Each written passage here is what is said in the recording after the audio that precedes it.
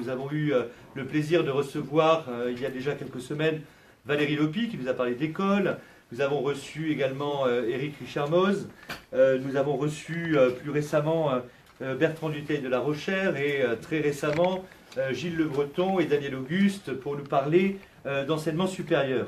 C'est un peu à part aujourd'hui que cette conférence parce que nous allons avoir le plaisir d'entendre celui qui est le grand coordinateur du projet présidentiel que porte Marine Le Pen, Jean Messia, que je vous demande d'applaudir.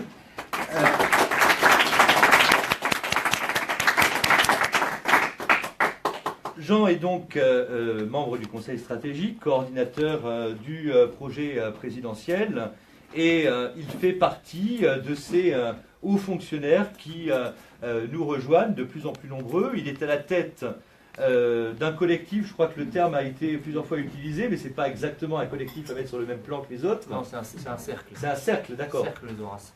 Le cercle donc des Horaces qui réunit justement des hauts fonctionnaires qui sont spécialistes de domaines particuliers et qui sont là en quelque sorte, j'allais presque dire en embuscade du fait de l'anonymat qu'ils conservent, pour lorsque Marine accédera aux responsabilités, lorsqu'elle aura nommé un Premier ministre, constitué un gouvernement, eh bien ces gens-là qui connaissent fort bien les rouages des différents ministères seront là justement pour que nous puissions prendre en quelque sorte possession des ministères.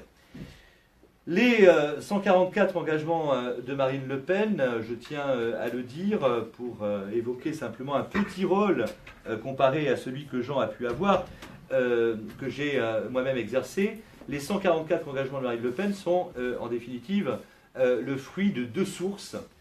D'une part, les travaux des comités d'action programmatique qui sont donc une structure déjà un peu ancienne puisqu'elle existait déjà en 2012, interne au Front National, et également, autre source, ces 144 engagements ont aussi été la matière en quelque sorte, leur a été fournie par les travaux des différents collectifs du Rassemblement Bleu Marine qui sont à présent plus d'une dizaine, collectifs donc thématiques, professionnels. Il y a des représentants de ces collectifs dans la Fédération de Loire-Atlantique, particulièrement Gauthier, dont le rôle dans le cadre du collectif Nouvelle Écologie est bien connu, et également moi-même qui, comme vous le savez, préside le collectif des enseignants, le collectif Racine des enseignants patriotes. Donc effectivement, nous avons investi depuis la création des collectifs tous les champs, tous les dossiers, de sorte que si le Front National était autrefois en quelque sorte cantonné dans certains sujets, dans certaines problématiques, il s'est agi justement de travailler toutes les thématiques, tous les dossiers, et les différents collectifs ont pu effectivement nourrir de ce fait eh bien, le projet présidentiel, dont la principale paternité, et nous revenons à lui puisque c'est notre invité ce soir, revient à Jean Messia, puisqu'il en a coordonné la rédaction et la touche finale. Nous allons donc entendre Jean Messia ce soir, à qui je cède la parole, et puisqu'un exemplaire de ce projet présidentiel vous a été distribué, je souhaiterais, de même le souhaite-t-il, j'imagine, que suite à son propos, eh bien, des questions soient posées, parce que c'est le jour ou jamais, c'est une exception, une occasion plutôt exceptionnelle de pouvoir interroger l'auteur ou le coordonnateur de ce travail. Je cède donc la parole à Jean Messia.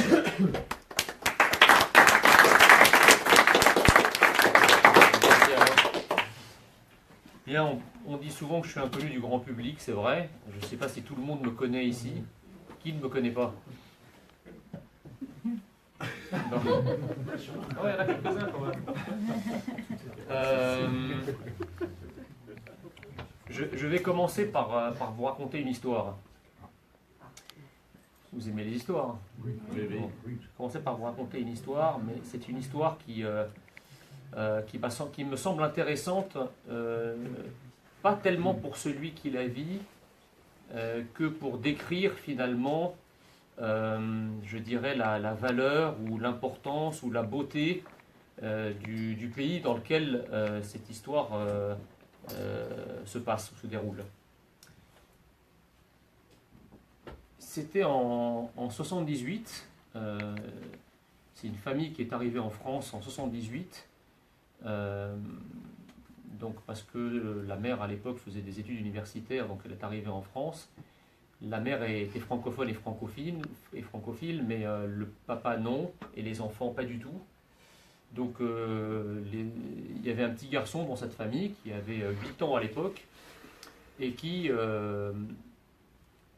a été pour la première fois à l'école en France sans savoir parler un seul mot de français. Donc sa première journée d'école, il arrive, sa maman le tient par la main, ils vont dans le bureau du proviseur, il entend sa maman dire des choses au proviseur qu'il ne comprend pas. 2 minutes après, sa maman et son papa disparaissent. Le proviseur le prend par la main avec son petit cartable et ils arrivent dans la classe qui avait déjà commencé, parce qu'en plus de ne pas savoir parler français et d'arriver dans un pays étranger, il arrivait alors que la rentrée avait déjà eu lieu 1 mois et demi après. Bon. Et donc la classe s'ouvre, là c'est un peu comme dans certains films, hein, où vous voyez ces classes à l'ancienne avec ces petits pupitres en bois, et il entend le proviseur dire des choses à la maîtresse qu'il ne comprend toujours pas, et la maîtresse lui fait signe d'aller s'asseoir au fond de la classe. Donc il va s'asseoir au fond de la classe, et sa première journée d'école se passe dans ce pays où il arrive pour la première fois. Il découvre un nouveau décor, un nouveau climat aussi, une nouvelle atmosphère, une nouvelle façon d'être des gens, tout ça. Et il est assez émerveillé, comme peut l'être un enfant à 8 ans. Et donc très rapidement, la maîtresse comprend qu'il y a un problème, la maîtresse de la classe. Donc elle se dit qu'il faut faire quelque chose de spécial, à situation exceptionnelle, méthode exceptionnelle. Et donc elle décide de prendre le bureau du petit garçon, de le mettre à côté du sien, et de lui faire des petits découpages d'objets usuels dans un cahier, donc table, chaise, tapis, voiture, etc., pour mettre le pied à l'étrier linguistique de ce jeune garçon. Et elle lui faisait en plus des interros sur ce programme particulier qu'elle lui donnait, de telle sorte qu'il puisse avoir des notes qui psychologiquement soient en phase avec les notes du reste de la classe. Donc rapidement, il prend goût au truc, il travaille soigneusement tous ses cours, il apprend tous les mots par cœur, il a des bonnes notes, et puis les mois passent. Alors ça fait évidemment, il fait partie de ces garçons qui, comme ils ne comprennent pas la langue, il était laissé sur le banc dans les séances de sport collectif parce que personne ne voulait avoir un petit garçon qui ne parlait pas, à qui on ne pouvait pas parler, etc. Donc il regardait les autres. Mais rapidement, prenant son mal en patience, il a fini quand même au bout de 3 mois par lire son premier livre en français, qui était Oui, oui à la ferme. Donc c'est le premier livre qu'il a lu, il était très très fier. Et donc il est rentré dans la culture française par ce biais-là. Ensuite ses parents ont bougé à Paris, il a continué ses études à Paris, et puis il a gravi tous les échelons académiques, universitaires, et un beau jour il a été reçu au concours de l'ENA. Et la première chose qu'il a faite lorsqu'il a été reçu au concours de l'ENA, c'est d'appeler la maîtresse qu'il avait accueillie en classe de 9e, 25 ans auparavant, qui était toujours là, dans la même classe, dans la même école, pour lui annoncer que le petit Égyptien qu'elle avait accueilli 25 ans plus tôt était devenu énarque. Ce petit garçon, vous l'avez devant vous ce soir.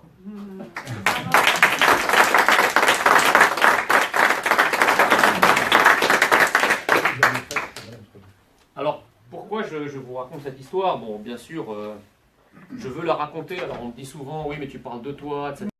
Mais c'est pas tellement l'idée de parler de moi. D'ailleurs, je ne parle pas nécessairement de moi, mais ce genre d'histoire, j'aimerais l'entendre plus souvent.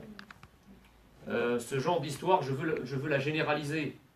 Je veux que la France puisse redevenir ce pays qui a su transformer en français des gens qui n'avaient rien à voir avec la France. Et je dirais, dans l'histoire de France, mon cas n'est pas du tout unique.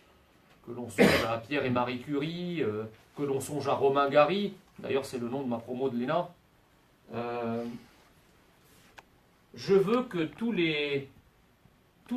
les personnes, y compris celles qui ne sont pas françaises dites de souche, c'est-à-dire qui sont arrivées par la voie d'une immigration contrôlée, et je dirai pourquoi tout à l'heure, cette condition est sine qua non pour pouvoir faire ce genre de parcours, je veux que tous les Français qui arrivent en France comme moi puissent un jour dire comme moi, en reprenant les mots de Romain Gary, « Je n'ai pas une seule goutte de sang français et pourtant la France coule dans mes veines. »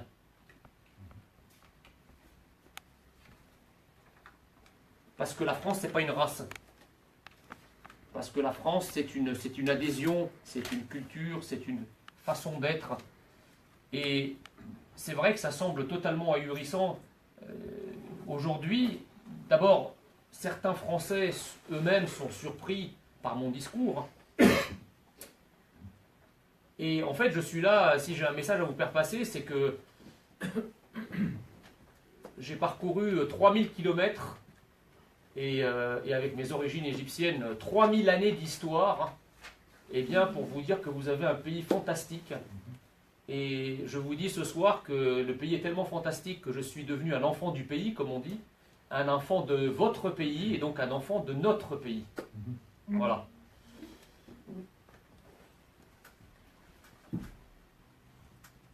Je voulais donc introduire mon discours par ça, parce que c'est une histoire finalement qui résume assez bien mon engagement, qu'on retrouve d'ailleurs dans un certain nombre d'engagements présidentiels de Marine.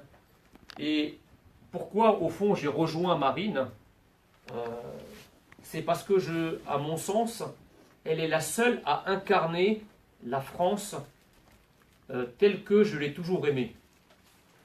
Alors on va me dire, ouais, mais t'es nostalgique, passe un peu la modernité. Non, je suis désolé. Il y a des permanences, il y a des choses qui sont permanentes. Tout ne change pas. C'est pas.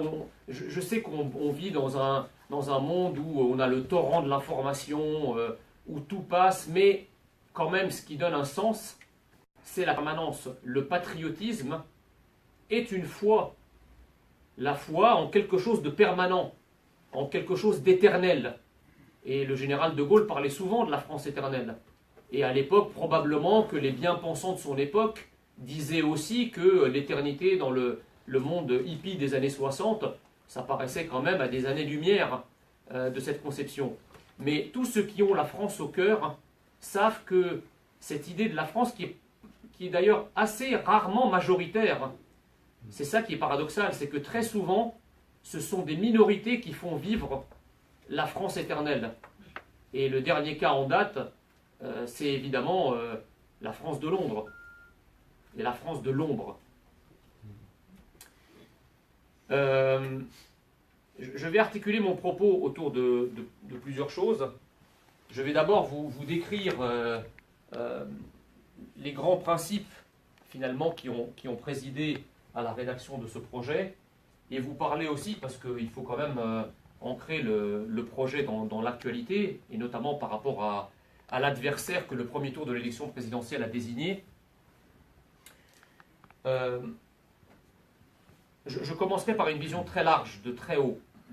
Je dirais que sur le plan géostratégique, sur le plan géopolitique, il y a eu une parenthèse à la fin des années 70, au début des années 80, parenthèse qui a été ouverte par Margaret Thatcher en Grande-Bretagne et par Ronald Reagan aux États-Unis, qui ont ouvert, je dirais, la parenthèse de la mondialisation telle que nous l'avons tous connue, c'est-à-dire le sans-frontiérisme, la globalisation financière, l'immigration massive, qui était censée niveler les cultures et participer de l'émergence de ce grand marché mondial.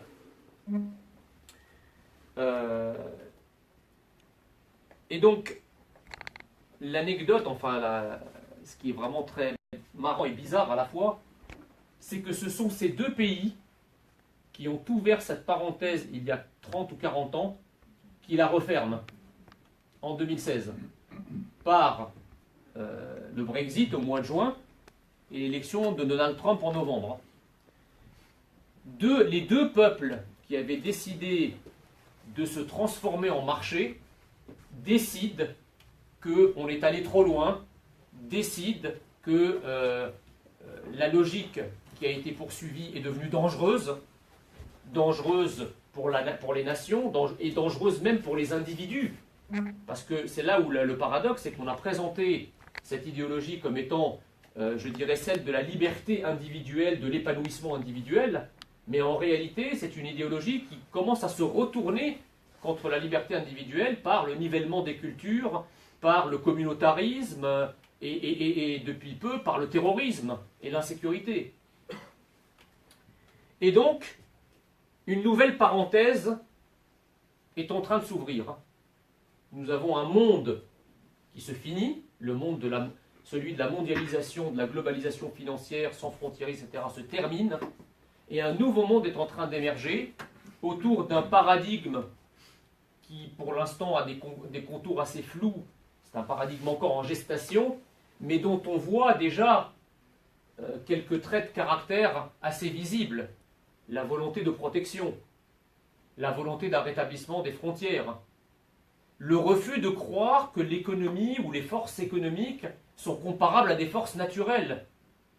On est arrivé quand même, et c'est assez sidérant, on est arrivé à croire, à faire croire que les forces économiques, c'était comme les forces de la nature. Pire, c'est-à-dire que quand vous avez par exemple Xynthia, c'est un phénomène naturel, bon, qui est par définition imprévisible dans sa temporalité et dans son intensité. Eh bien, quand Xynthia est arrivé, il a ravagé, il a tué, etc. C'est un phénomène naturel, donc normalement ça a existé depuis toujours. Ah non. Pour les médias, pour les sachants, les experts, attends. C'est la responsabilité de qui? Est-ce qu'on a bien fait le nécessaire pour prévoir l'événement?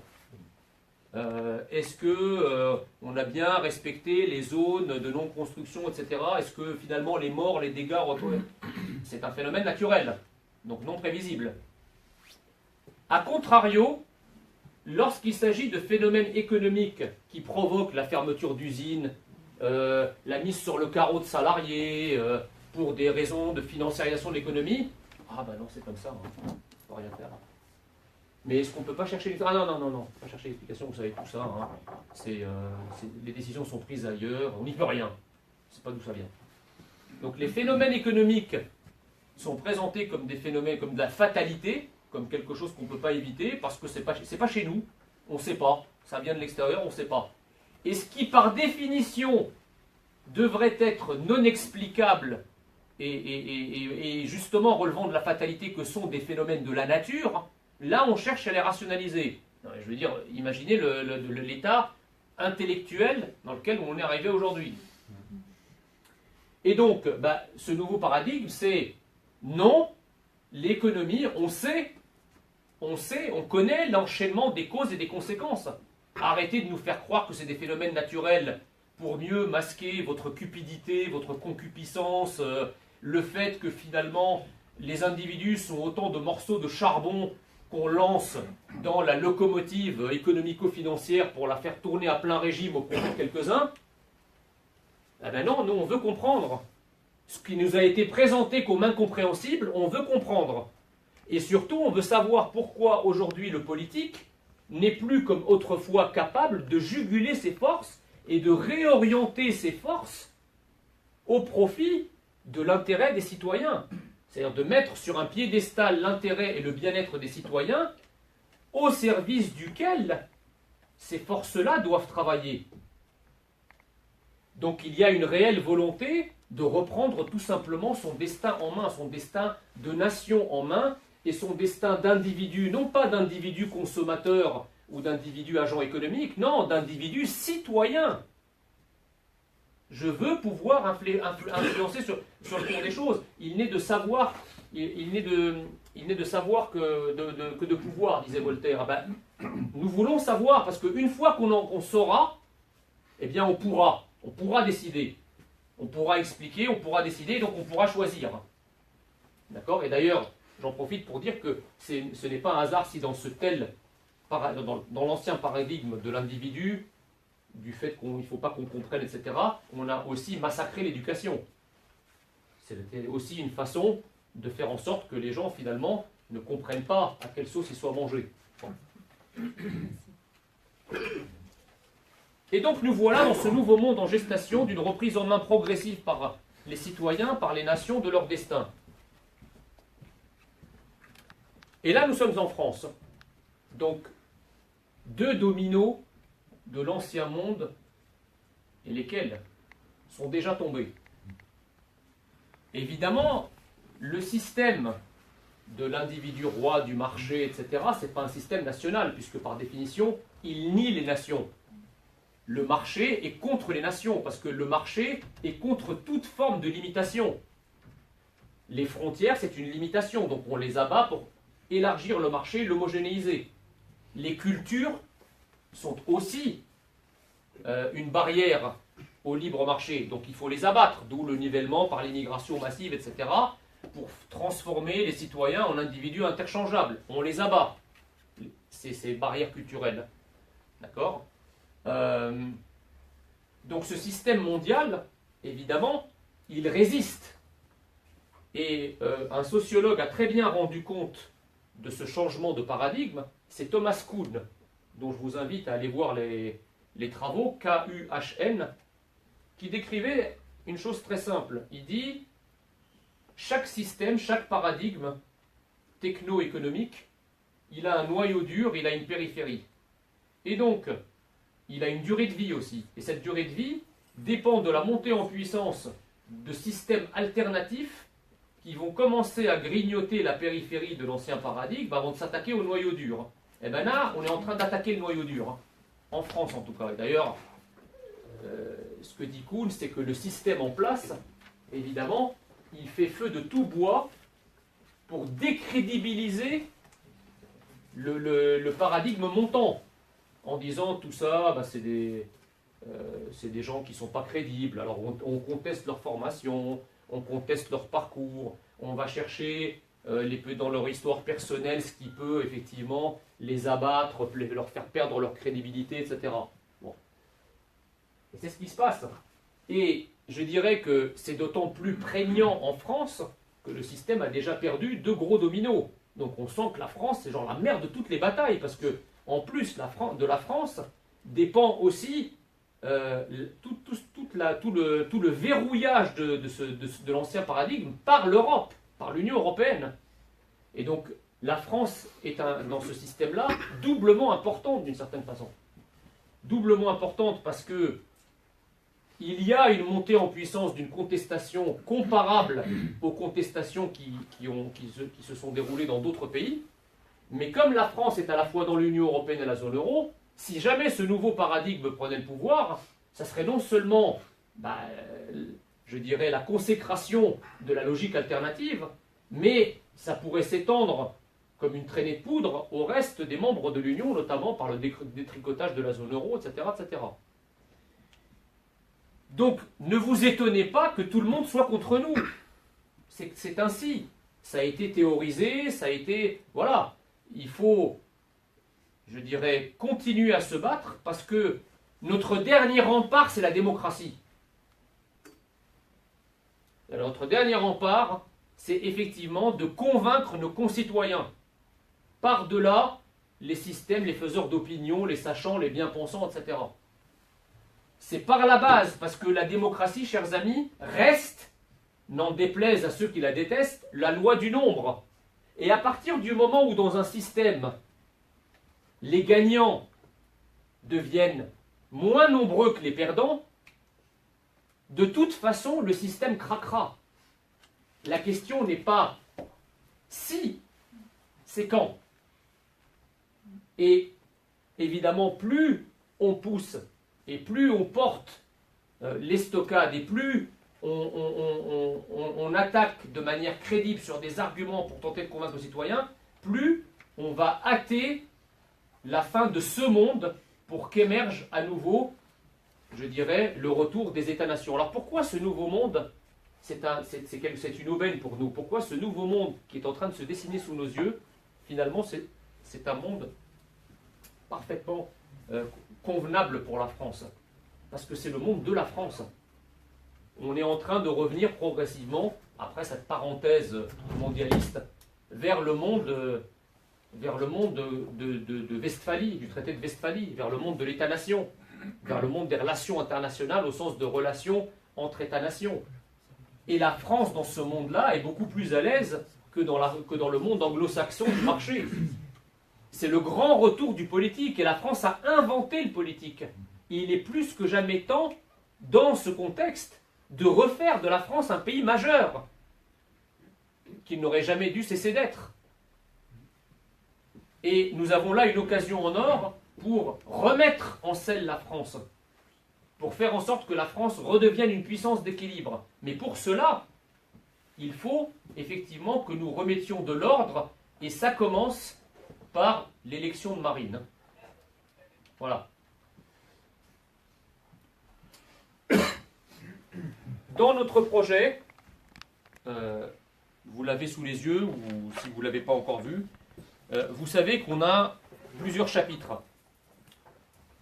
Je commencerai par donner la philosophie, si vous voulez, de chacun des chapitres, et je vais vous dire, et je vais conclure par en vous donnant quelques éléments de langage sur ce qui nous oppose à notre adversaire principal, qui est le représentant. C'est même pas le représentant du système, c'est-à-dire que le système, sentant son heure arriver, ne veut plus s'embarrasser avec des Hollande et des Pantin et des mecs comme ça. Il veut gouverner directement. C'est Macron.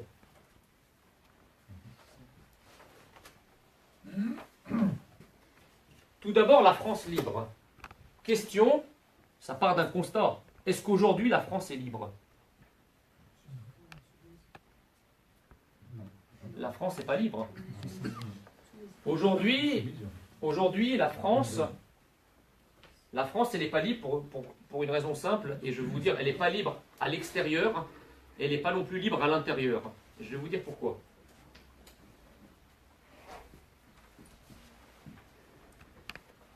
Votre bulletin de vote, qu'est-ce que c'est votre bulletin de vote? C'est celui qui vous permet individuellement d'exprimer une part de votre souveraineté nationale. Mais ça, c'est trop compliqué encore. C'est quoi la souveraineté? C'est la liberté collective, notre liberté collective. Mais c'est encore trop compliqué. C'est quoi la liberté collective? Comment elle se définit concrètement? Qui participe à la liberté collective? Chacun d'entre nous. Votre vote, c'est un bout de votre liberté collective. C'est un bout de choix de France que vous avez au bout des doigts. Et quand vous le glissez dans l'urne, vous participez aux décisions collectives. Donc vous le faites librement. Mais, alors vous allez me dire, alors on vote toujours. Oui, vous avez raison, on vote toujours, bien sûr.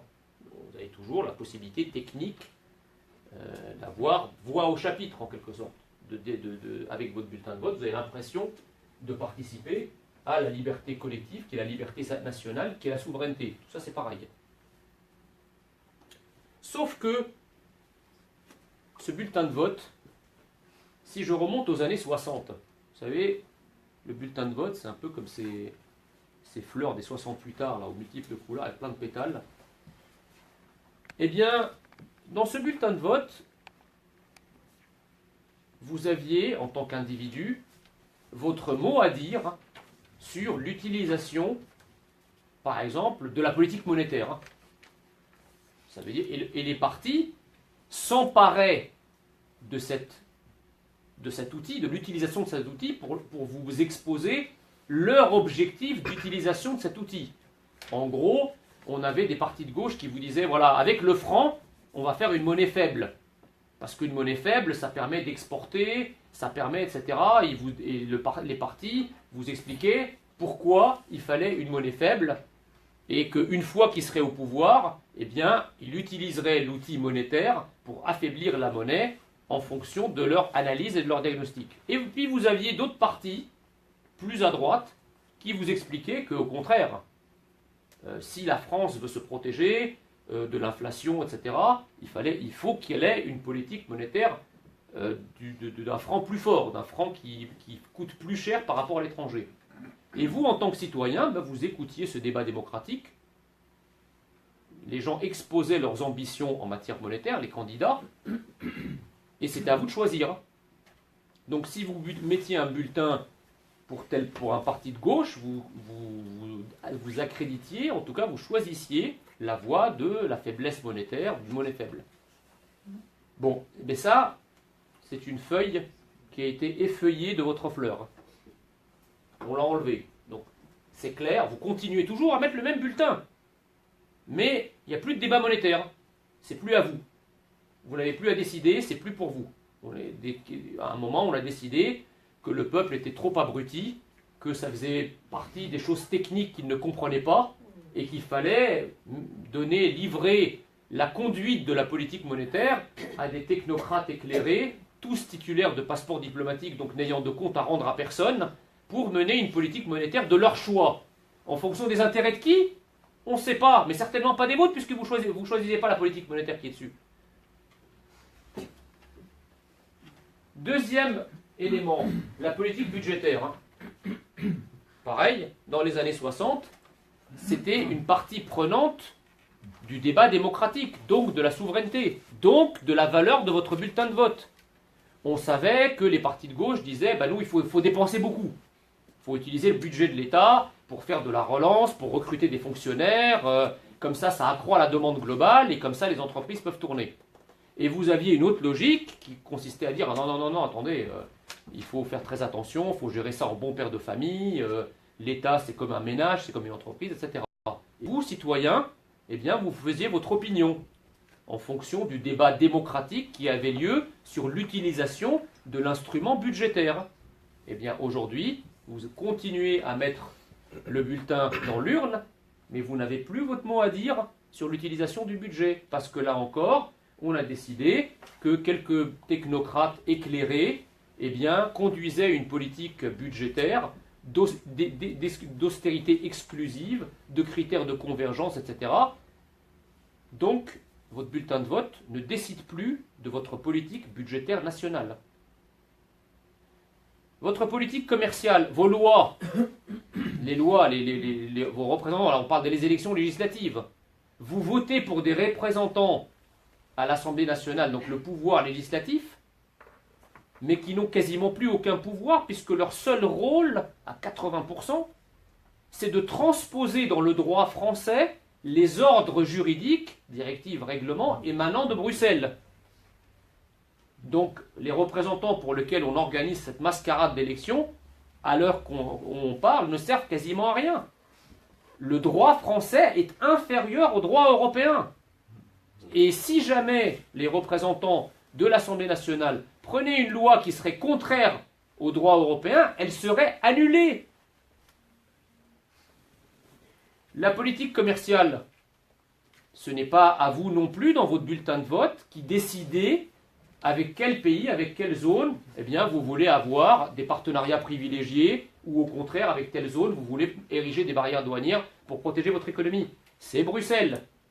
Ce sont les commissaires de Bruxelles qui disent pour vous ce qui est bien pour vous en matière commerciale et qui discutent avec les autres pays du monde pour aussi décider pour vous quel est le bon accord commercial. Bref, tout ça pour dire quoi?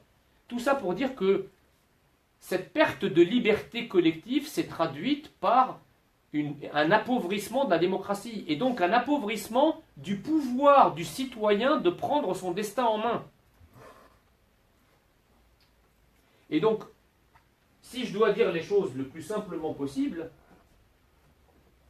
aujourd'hui la France, c'est devenu un pays mineur, au sens de la minorité légale. Aujourd'hui la France, elle est chez papa et maman. C'est-à-dire que vous avez maman Bruxelles qui vous donne votre argent de poche. Plutôt maman Banque Centrale Européenne qui vous donne votre argent de poche tous les mois. Vous avez maman Bruxelles qui vous dit comment il faut le dépenser. Et si jamais vous dépensez mal votre argent de poche, eh bien vous avez droit à des coups de martinet sur les doigts. Ça s'appelle les sanctions financières. Vous avez maman Bruxelles qui négocie aussi pour vous, comme dans une cour de récréation, avec qui vous pouvez avoir des relations privilégiées sur le plan commercial ou pas, avec qui vous pouvez échanger vos billes par exemple, comme dans une cour de récréation. Alors il y a certains avec qui c'est interdit, pas pour d'autres, et vous ne savez pas pourquoi. Vous avez papa OTAN qui, lui, vous désigne vos ennemis et qui vous dit comment il faut vous battre contre. Et pour compléter la famille, vous avez Tata, Cour européenne des droits de l'homme, qui, elle, est en charge du cours de catéchisme sur les droits de l'homme. À nous, la patrie des droits de l'homme. Il faut le faire. Donc nous, qu'est-ce que nous disons dans cette partie de France Libre? Eh bien, I want to break free.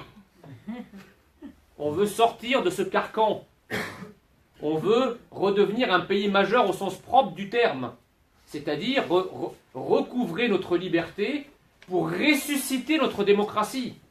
Pour faire en sorte que le peuple se réapproprie tous les sujets dont il a été abusivement dépossédé et qui concernent la conduite de sa destinée collective. D'accord? Et donc refaire de la France un pays majeur, c'est effectivement, alors vous allez me dire, c'est de redevenir libre. C'est comme quand on quitte papa et maman et qu'on vit par nous-mêmes. Alors évidemment, c'est toujours vachement plus inquiétant. C'est toujours plus inquiétant. C'est anxiogène de quitter le cocon familial et de savoir quels sont les revenus qu'on va gagner, comment on va payer son loyer, payer sa nourriture, se déplacer. Bien sûr, c'est beaucoup plus confortable de rester avec des maîtres qui s'occupent de vous dans le confort de la tutelle. Mais nous pensons qu'il nous faut toujours choisir le vertige de la liberté au confort de la tutelle. Parce que c'est ça le propre des grandes nations. Et nous sommes une grande nation. Je veux dire, la France n'a pas vécu 1000 ans sous tutelle. Et c'est précisément lorsqu'elle était un pays libre qu'elle a fait de grandes choses pour elle-même et surtout pour le monde.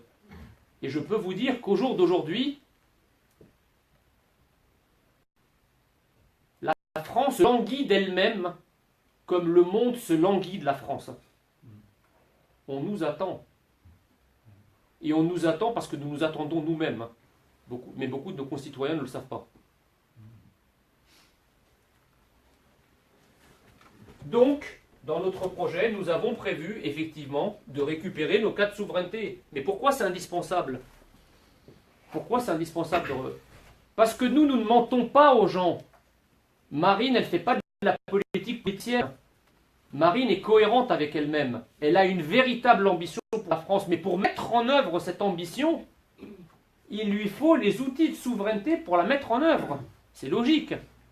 On ne peut pas promettre à quelqu'un qu'on va battre le record de vitesse à bord d'une Ferrari si on ne lui dit pas qu'il nous faut d'abord mettre le moteur dans la voiture avant de commencer à vouloir battre le record. Mais là, c'est exactement la même chose qui se passe. Tous les autres programmes, en réalité, sont des attrape-nigots. Pourquoi?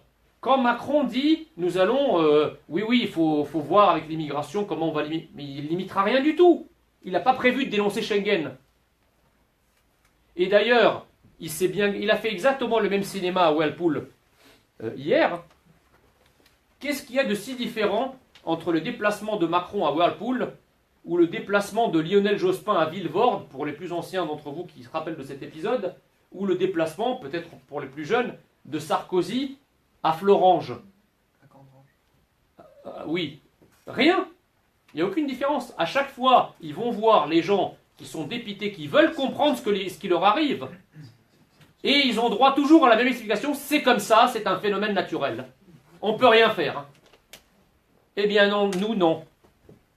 Nous résolvons pas à l'impuissance. Notre volonté, ce n'est pas la volonté d'impuissance. C'est le volontarisme politique. C'est le patriotisme économique. Vous savez pourquoi, au fond, tous ces candidats ne pensent pas comme nous? Parce qu'ils n'aiment pas la France.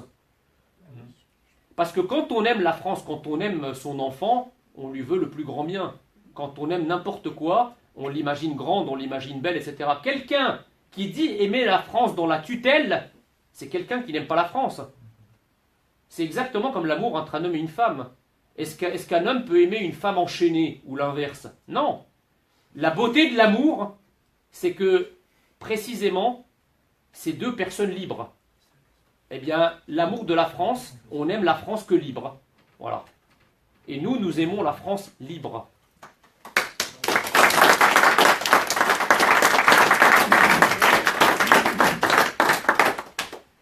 Donc, Marine aime la France, et donc, parce qu'elle aime la France, si on doit résumer tout le projet à un seul mot, c'est polarisation exclusive sur l'intérêt national et l'intérêt des Français. Point barre. Rien d'autre. L'intérêt national au-dessus de tout.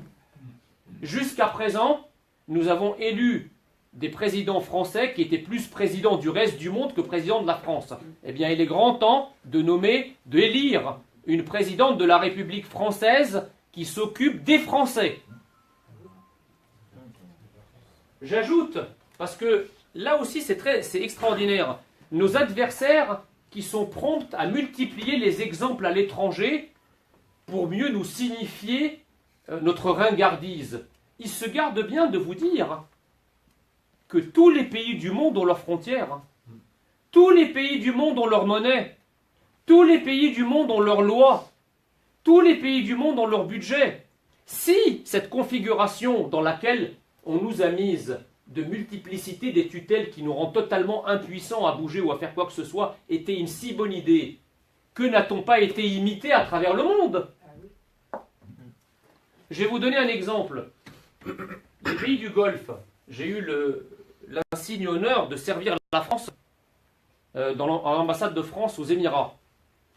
Et à ce titre, je suivais les dossiers relatifs au Conseil de coopération des États arabes du Golfe. C'est à peu près la CEE de tous les pays du Golfe. Eh bien, s'il y a bien un endroit où la monnaie unique fait sens, c'est bien sur cette zone géographique. Tous les pays du Golfe parlent arabe. Tous les pays du Golfe sont musulmans. Tous les pays du Golfe sont des monarchies.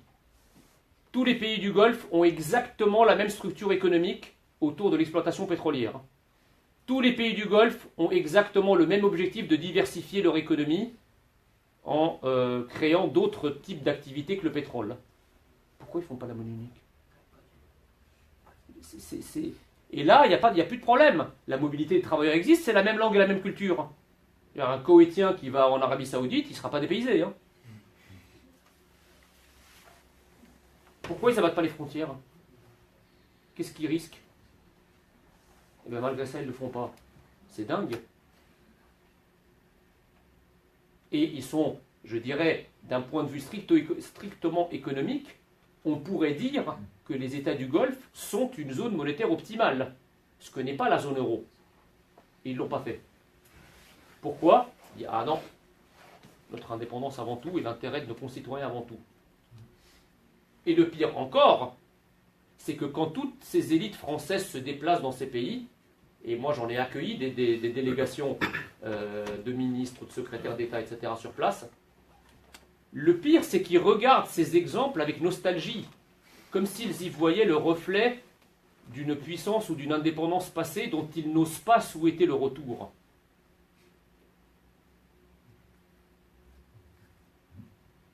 Eh bien, nous ne sommes pas dans la nostalgie, nous allons le faire. Hein.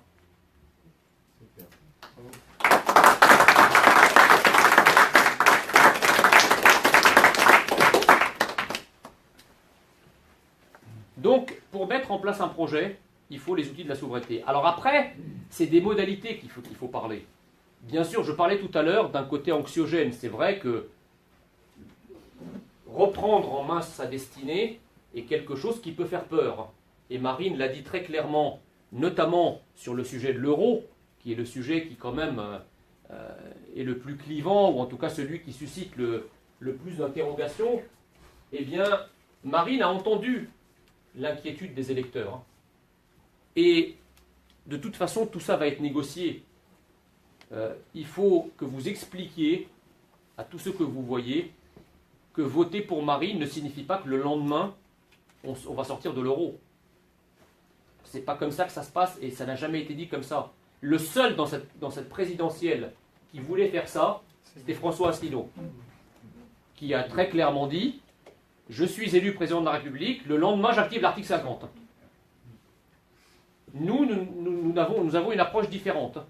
C'est-à-dire qu'on acte le fait quand même que toute sortie désordonnée se traduira par des problèmes, à la fois pour nous et pour les autres. Nous entendons donc négocier à partir d'un diagnostic très simple. Très simple. Les gens qui vous disent, mais, et moi j'ai eu droit à la question, et j'ai répondu par une question inverse, tant et si bien que maintenant ils ne m'emmerdent plus. Ah oui, mais ils prennent des airs savants en disant, mais vous avez chiffré la sortie de l'euro?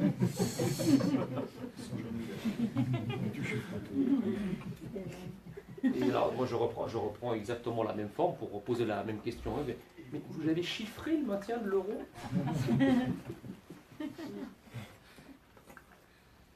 Mais je vous pose la question. Je fais non, mais moi je vous pose la question. Et en fait, ma question, entre parenthèses, ma question n'est pas du tout anodine. Parce que le chiffrage de l'euro, le chiffrage de la sortie de l'euro, je ne sais pas trop ce que ça veut dire en fait. Alors que le chiffrage du maintien dans l'euro, ça je sais ce que ça veut dire parfaitement. Parce que ça se chiffre en monnaie sonnante et trébuchante. Bon. Ça commence en 2011 par la crise des dettes souveraines.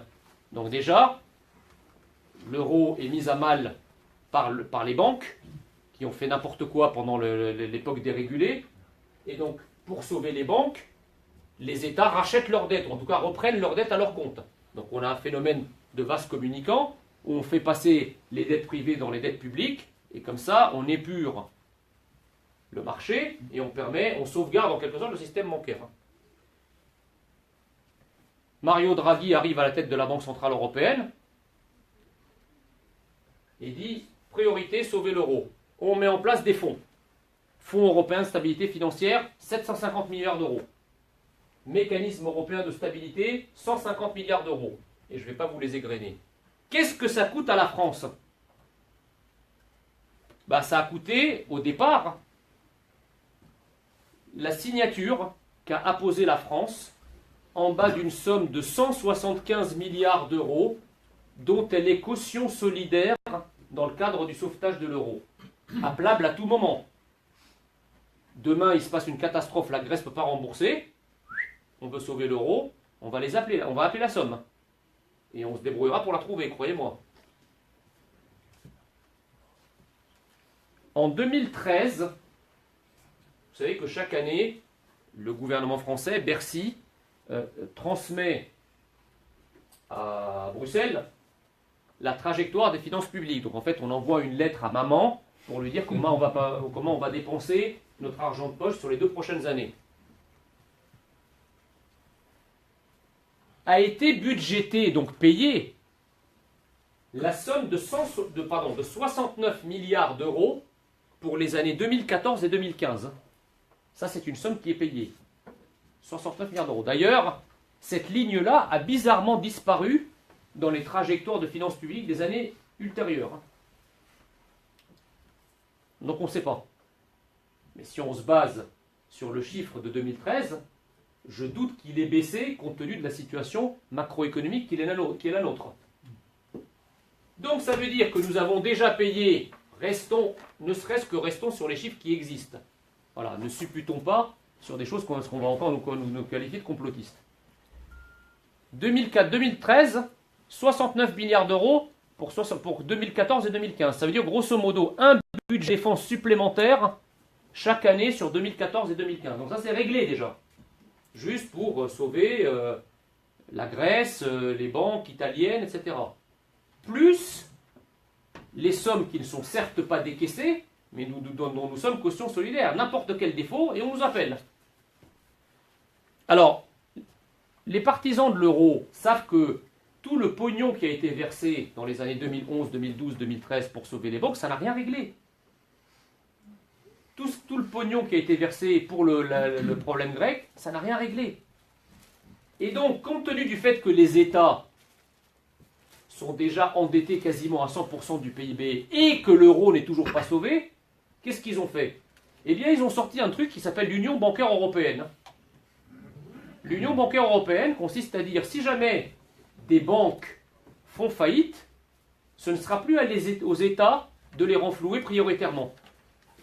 ça sera aux actionnaires des banques et aux épargnants qui ont des comptes supérieurs à 100 000 euros. Et en fait, c'est la généralisation de ce qui s'est passé à Chypre. Et depuis Chypre, l'union bancaire en tant que telle a été mise en œuvre en Italie l'année dernière. En novembre 2016, 4 banques régionales italiennes ont fait faillite. Donc, l'union bancaire européenne a été mise en œuvre, et on a été pioché dans le compte des épargnants, avec ce fait divers dramatique d'un retraité qui s'est suicidé parce qu'on lui avait prélevé sur son compte 120 000 euros pour sauver sa banque. Donc là, je ne parle pas des cas d'école. Là, il y a eu mort d'homme. D'accord? C'est pour ça, donc, cette union bancaire européenne a été transposée, puisque vous savez que quand... oui, j'ai oublié de parler de maman... non, maman, oui, c'est maman commission Bruxelles, ça j'en ai parlé. Vous savez que maman commission de Bruxelles, c'est elle aussi qui affiche le règlement de la maison, donc la loi. Donc l'union bancaire européenne qui a été votée par la BCE et la commission de Bruxelles, immédiatement, le gouvernement français, mineur, l'a traduit dans le droit français par ce qu'on appelle la loi Sapin 2. La loi Sapin 2 comporte une disposition, notamment en son article 21 et 89, elle comporte une disposition disant que sur les assurances vie supérieures à 100 000 euros, en cas de coup dur pour la banque, eh bien, la banque centrale a le droit de geler l'utilisation de vos assurances vie et a le droit de geler les retraits en liquide sur vos comptes. S'ajoute à ça, le paroxysme de cette logique, c'est la disparition du cash, pour que vous soyez entièrement à la merci des transactions électroniques susceptibles d'être verrouillées, un peu comme le bouton nucléaire. D'accord? C'est un bouton monétaire. Si jamais il y a un peuple récalcitrant qui vote pour quelque chose qui est contraire à l'Europe, pof, comme on a fait en Grèce, on appuie sur un bouton, on coupe tout. Eh bien, nous voulons sortir de ça, c'est aussi la France libre. La France libre, c'est de ressortir de cette logique. C'est pour ça que j'ai personnellement insisté pour que dans le projet figure l'abrogation de tous les effets de l'Union bancaire européenne et en particulier l'abrogation de la loi Sapin 2 pour protéger l'épargne des Français et faire en sorte que l'épargne des Français reste l'épargne des Français avec une garantie à la fois de l'État et une garantie de la Banque de France comme prêteur en dernier ressort, comme ça s'est toujours fait. Donc, qu'on ne vienne pas nous expliquer que c'est notre projet qui va mettre la France à terre, c'est leur projet à eux, et cette logique-là qui va aller piocher dans la poche des Français. C'est pas d'en sortir, il ne faut pas inverser les choses. En sortant, nous allons protéger les Français de ce qui les attend.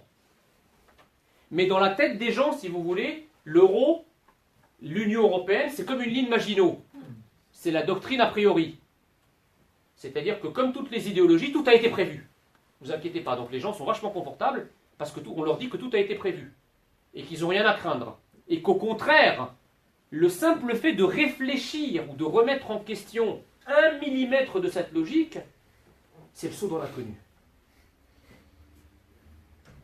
Et c'est exactement comme ça que ça s'est passé pour la ligne Maginot d'ailleurs. Dans les années 30, De Gaulle était reçu nulle part.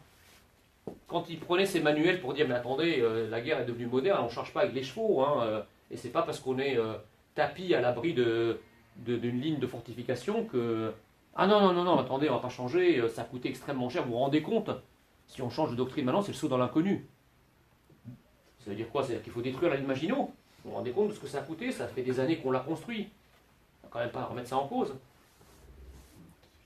Et on sait ce qui s'est passé. Alors nous, qu'est-ce qu'on dit? On va arriver, on va négocier. On va négocier. Mais qu'est-ce que c'est la négociation? On va partir à Bruxelles.